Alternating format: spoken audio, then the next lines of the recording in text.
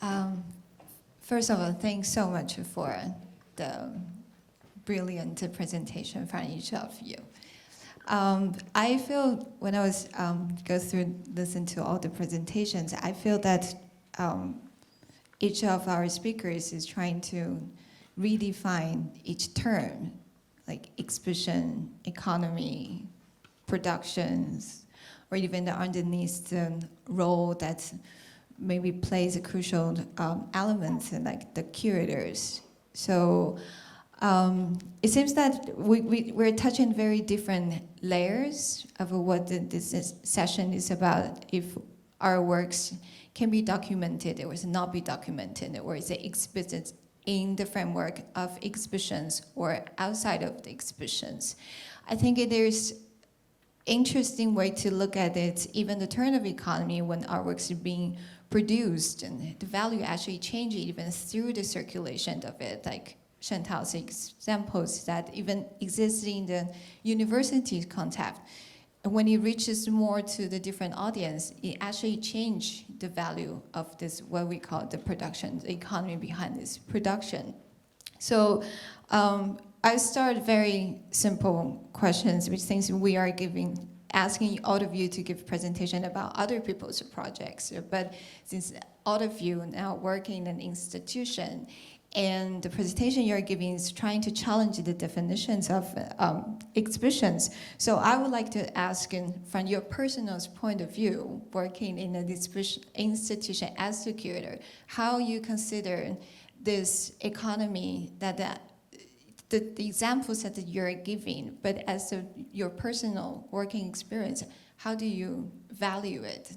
How do you see the function of exhibition? So maybe for Abdellah, that you have been, we had previous conversation before, so I want that to continue. So you were trying to experience this different, that our works is produced is out of the context of exhibitions. And you work in an institution, how do you position yourself? Yeah, thank you, Freya. I'm working for two institutions. One institution that is a collecting institution, that is Mathaf Arab Museum of Modern Art, that is a large museum, and a second institution that is Apartment 22 in Rabat. That is a very small institution with the main purpose is it is not collecting, is producing discourse and artworks that are not based on necessarily on objects. And what I'm trying to do at Mathaf, at the museum, is to do exhibitions that are based on commissions. For example, if you look at what we do with Wael Shawqi, the last exhibition, the production is very, very large. The production of one artwork of Wael Shawqi is film-based, is more expensive than production of an exhibition itself. In terms of, if you look at the machinery of the exhibition, producing the exhibition as an event is less expensive than one work because it's a cinema production. Ben said that it's even in another space that it happened. If I talk from the point of view of a curator, where things happened is how can you, as a curator who has an institutional responsibility, go with the artist, follow the artist in somehow, you can say, okay, let's follow the artist at the end of his dreams or her dreams to understand what it is about, what this artist is addressing, and sometimes the projection and the idea is beyond any possible logistics, immediate possible logistics. So how do you make the artist feel satisfied and producing an object that is made with the institutional machine that has its bureaucracy, its administration, and all these things. So there is this negotiation. I think when you have this responsibility from the curatorial, but also understanding and having the passions of making work, the institution is challenging, but it's this other space. Yeah.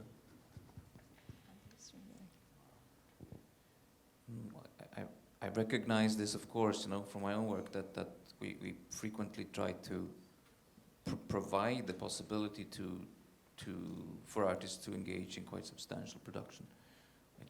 We haven't yet been in that situation that we were able to spend more than an exhibition budget on one work. But of course, it's a good way to address the situation, of particularly of a film production. But of course, it's well, it of course depends also on where this artist is situated socio-economically, like, because we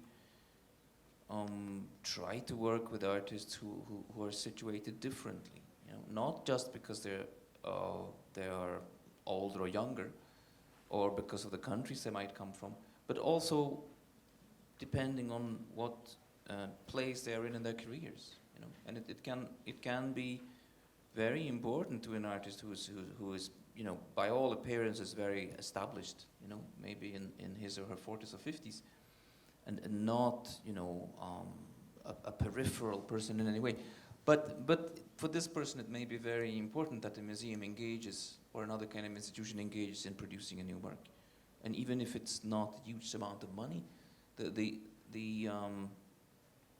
process of working together with the institution can also be very important to the artist, and I would argue also to the audience, because in some cases audiences really pick up on this collaborative element of production. Let me just give one very brief example, and that is the exhibition that was just taken down in the MHKA Museum where I'm working, an exhibition that I was responsible for, and the title was The Welfare State. And we invited one artist who is Hungarian and also Syrian. Her father is Syrian, her mother is Hungarian, Rosa El Hassan, to realize a project that she had been trying to realize, thinking about for at least 3-4 years, at least as long as the conflict in Syria has been going on. And it is a project to do with two things. One is to provide sustainable housing for refugees in the immediate area of the conflict, not the people who come to Europe, but the people who are displaced within Syria and in the neighboring countries. And the other one is to revive traditional, very ecologically sustainable building techniques. So dried adobe brick that can be built into a beehive-shaped structures that are traditional to northern Syria and have later been replaced by more square houses.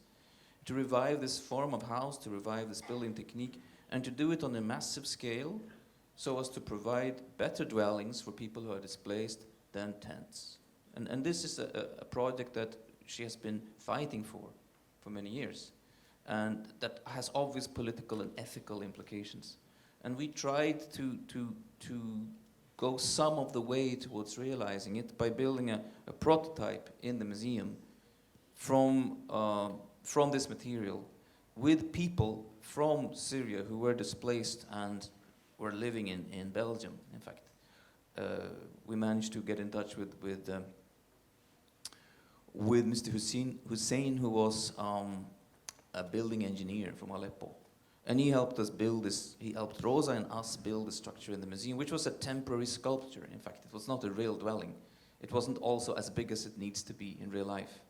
But it was a gesture.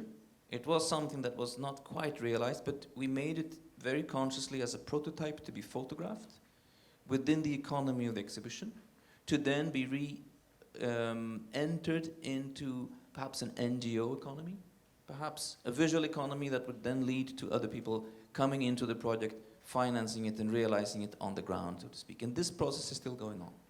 So it's just a little example of how a gesture in terms of an exhibition without big budgets can at least attempt to make a difference in the career of an artist, but also in real life, so to speak. Yeah, I think it is back to what you're saying about the expedition, is that this journey that once the curator invites an artist to start a dialogue and a conversation about the process of making art, that counts everything instead of just the outcome of the form. So Xiaoyu, now, because you address from land art point of view, because the works in the end in the exhibitions is only like documents or archives, which is changing the different viewing experience through the audience. What's your take on this?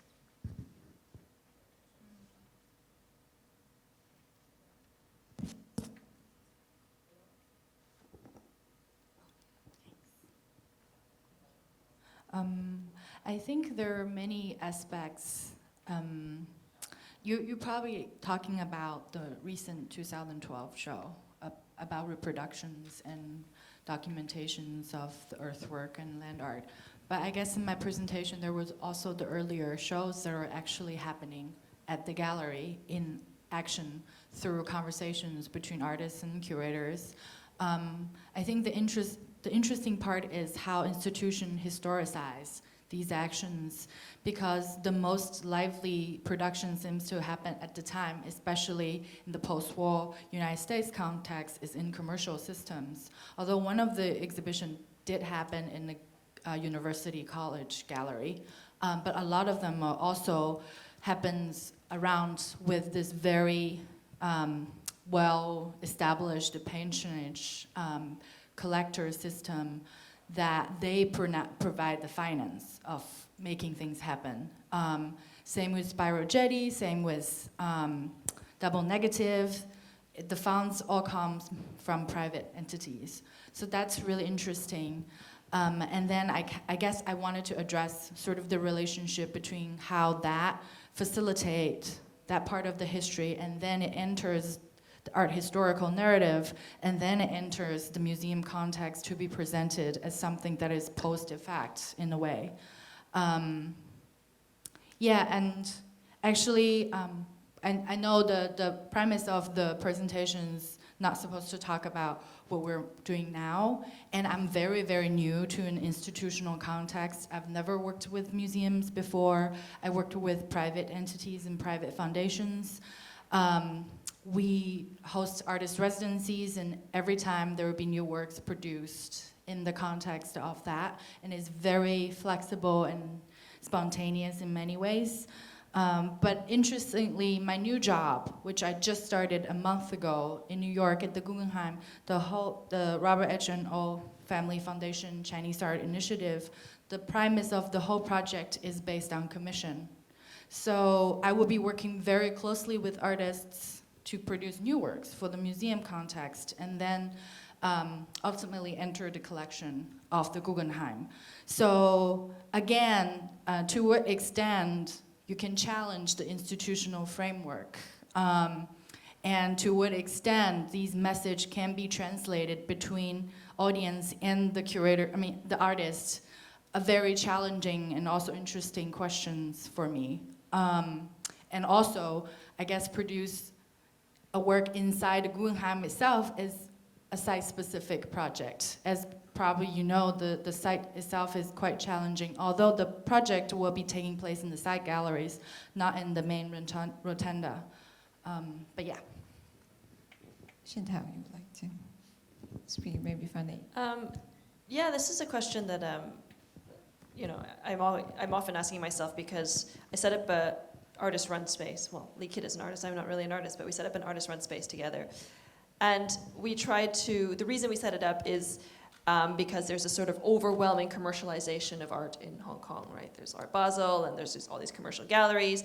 And so we kind of had this vision of having this space where anything can happen, and artists would just go crazy. And so this artist that we're showing now, and the work is great, but he's normally an animation artist, and actually he's a great video art animation artist. But we said, okay, well, why don't you try to do you want to try to extend that into physical space, right? So he does, and all of a sudden it becomes very sellable because we're producing installation, right? Whereas before, things he would produce would just be through Vimeo.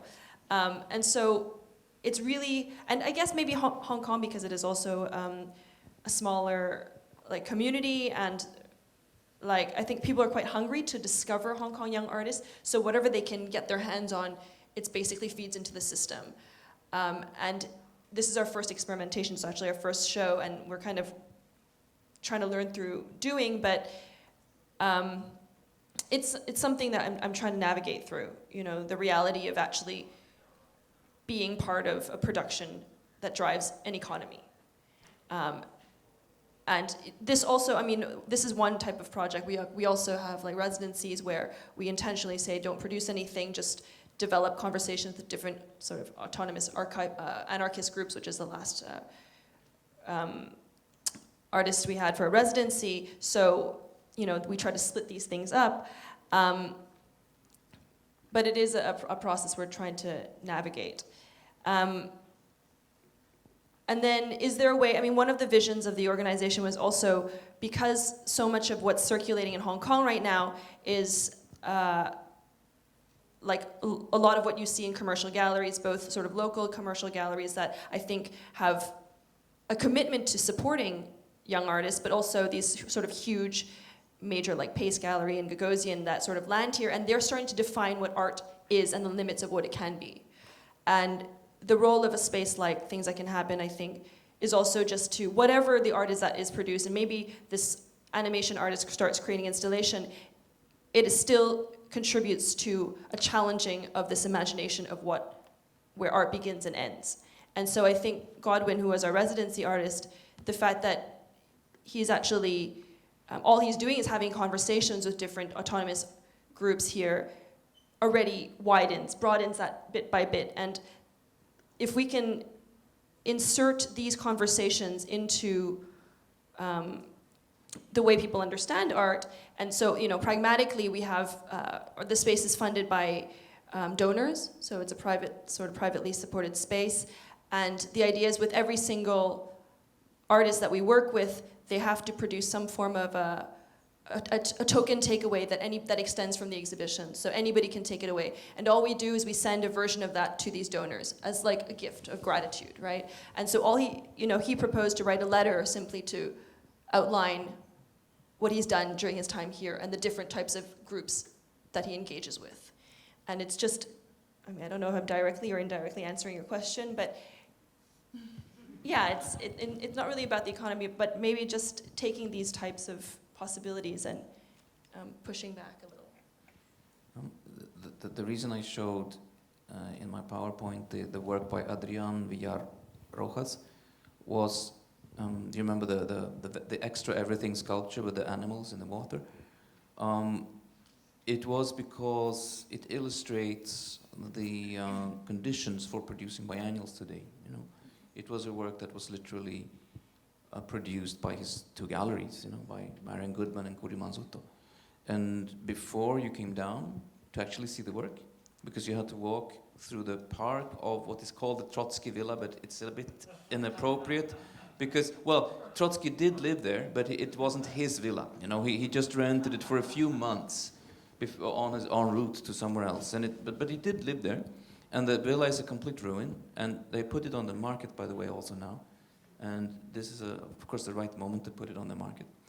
The ruin is put on the market. And you walk through the garden, and before you go to see the work, because the work is behind a wall down by the water, you have this big placard saying, produced by these and these people. The nice thing about the placard was that it actually listed every person who produced the work, which is another thing that we might address, The fact that in cinema, for instance, everybody gets credited. In visual art, only the artist gets credited, normally. Here, they actually credited the production team, which was a nice touch, But of course, it also tells you in your face,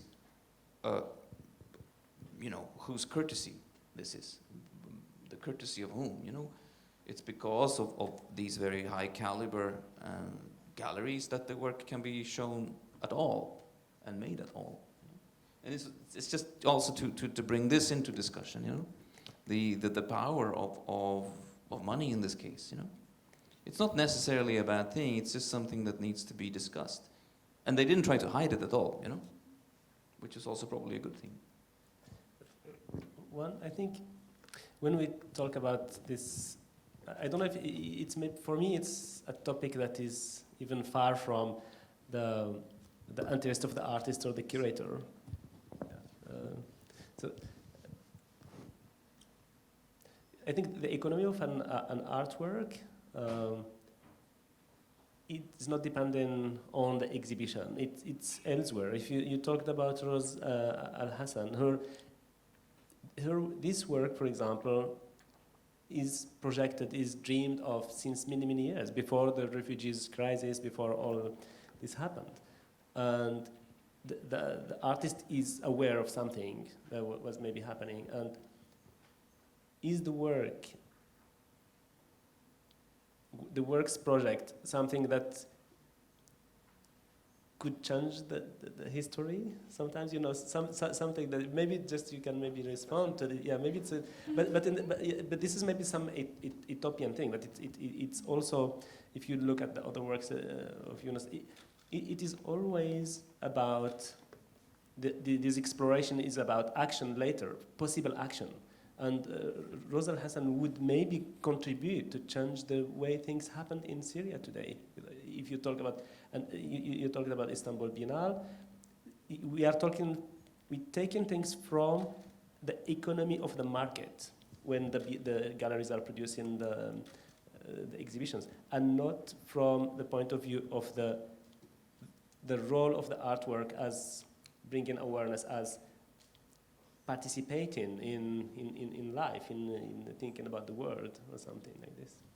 Well, I have to tell you that many people in Istanbul actually interpreted Adrián Villaroja's work as talking about refugees coming ashore. You know? Although it is more like the Disney version of Noah's Ark, I would say. But you know, I showed also the work because I think it's a problematic work and therefore an interesting one. You know, because it's a work that I certainly have continued thinking about quite a lot since I first encountered it. And people were interpreting it like this because there was nothing in the show, no discourse, no pronunciation, no pronunciation by the curator to connect the exhibition to what was happening. So people were looking for something. It means that it also has an impact even if it's maybe not intended. First thing. Second thing, the Rosa Al-Hassan's attention is certainly to change the way things are looking on the ground in Syria, literally on the ground, you know? Much before. Well, I mean, yes, of course, but this project is basically maybe 4 or 5 years old. And it's really our intention and our hope that it will have a continued life, of course. And that's also why we gave place to it in the museum, to create a photo opportunity, in fact, for her work. Yeah, literally. Yeah, Hendrik couldn't wait on the third that you have questions. Yes.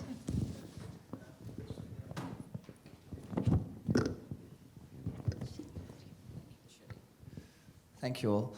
Maybe triggered by your discussion previously on commissioning. I mean, since we're in a theater, it seems also quite appropriate to talk about maybe a different model of commissioning, and like in the theater and dance and perhaps like performance in general, like a model of commissioning is of course like making a new work happen and then trying to sort of circulate that. And you know, probably opposed to that is the model of the visual arts in sort of commissioning a work and then putting it into a market of ownership, whether through a collector or an institution, etc.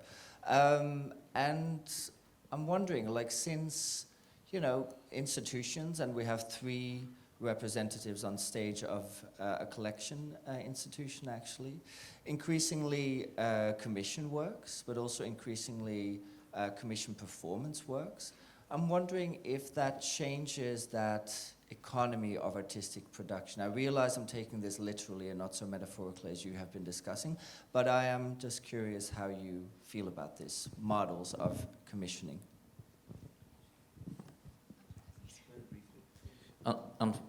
There is one, to the artist, not very fortunate aspect of this development, and that is the fact that it is not infrequently a cheaper way to acquire work if the museum chips in, so to speak, to make the work happen. And it's and unfortunately also something that artists from less privileged contexts are subjected to. You know, the museum pays for the work to be made, thereby acquiring the work, maybe paying a little bit extra, which is something that an artist, you know, from, say, Kyrgyzstan may agree to, but maybe not somebody from the, you know, from the central circuits of the commercialized art world. So that's a bit of a problem, I would say. Yes, I mean, in the case of Mataf, for example, recently the artist would do the work without necessarily having the production. They just do it at another scale, or they just do it faster.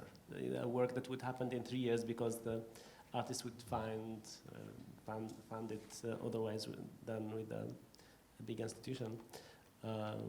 Happen faster because we have a commission but the negotiation is not between the artist and the institution, it's between the institution and the funders of the institution as well. This is where, in the case of my museum, we have more budget for acquisition than for exhibitions. So I would use the acquisitions budget to finance exhibitions, to make a work available for an exhibition. I project to buy it and produce it and show it in the exhibition, and they pay a little extra, as you say, to make it. For us, it's the other yeah, way around. yeah.